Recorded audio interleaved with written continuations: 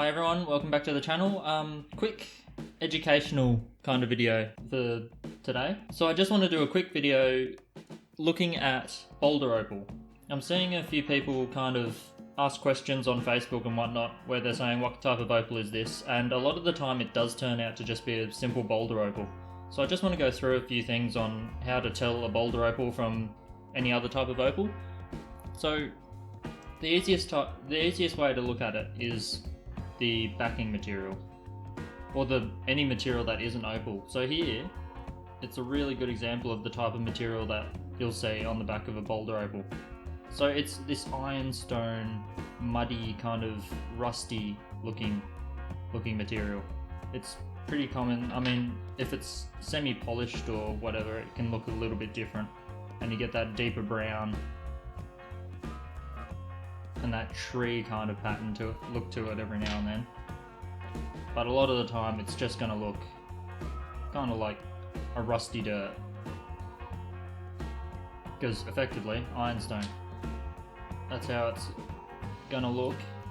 And yeah, you'll just see sometimes you'll have little bits of little streams almost of opal going throughout the piece. So that's what you're seeing here, just little bits of opal scattered throughout. You shear along one of these edges and you end up more with a piece kind of like this. So if you did see it on the side, you'd just see these little cracks of opal, split it, there you go, some actual opal.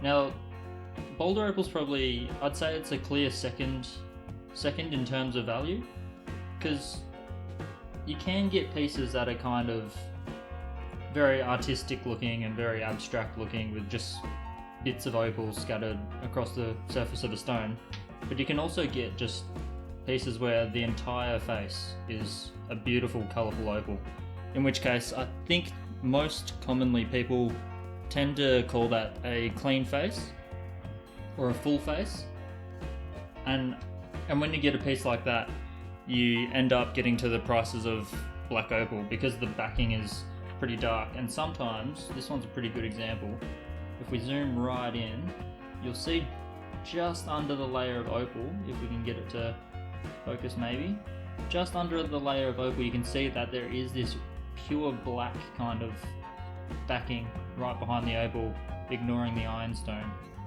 and that can give it a really good colourful face. This one isn't even polished. This is a piece that I recorded before I started the YouTube channel, and I do still have a recording of it, but I got a bit depressed because of the holes. So if those holes weren't there, it'd be a beautiful facing Boulder Opal. But you can see it's a nice, I think Boulder Opal is probably my favourite, apart from fossilised shells and stuff.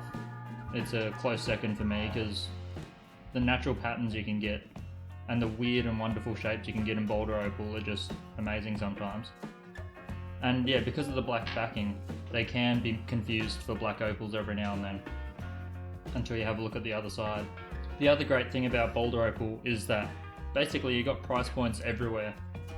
You can go from $5 pieces all the way through to $10,000 plus if you want one of those really full-faced, beautiful, clean Boulder Opals. And for that reason, they are easily one of my favourite types of opal. People say that you can't polish it as well, but that's definitely not true, because sometimes you can get a really nice mirror finish. You might recognise this one, it's the profile picture for my YouTube channel and Instagram and all of that. So you can get a really nice finish. Some people actually coat it in some sort of resin or like a clear coat to get that polish. But if you really work at it, you can get a nice polish, and you can just get weird and wonderful patterns.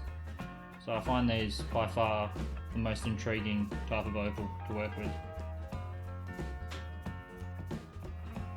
But yeah, there are some materials like this itself will be a really hard one to polish if I ever decide to. I haven't actually looked at this one. I just got it out of the rough. So it does have a bit of colour.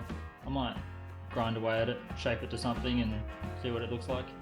Might look okay as a bit of a long skinny pendant, but yeah.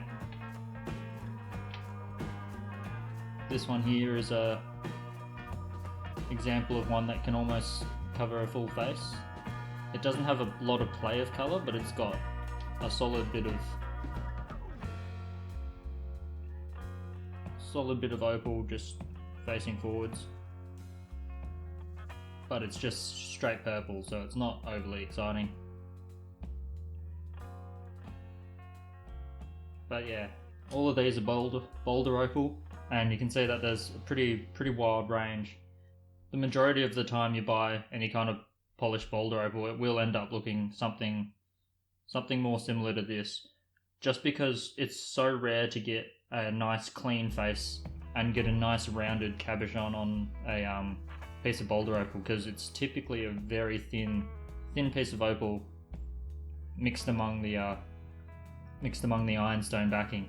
So if you ever get a piece and it's got a real thick layer of opal in it with a lot of colour, and you can get a nice rounded dome on it, you're in for some big coin, because it's pretty valuable. It's right up there with black opal at that point. So yeah, you can get $10,000 plus Boulder Opals really easily.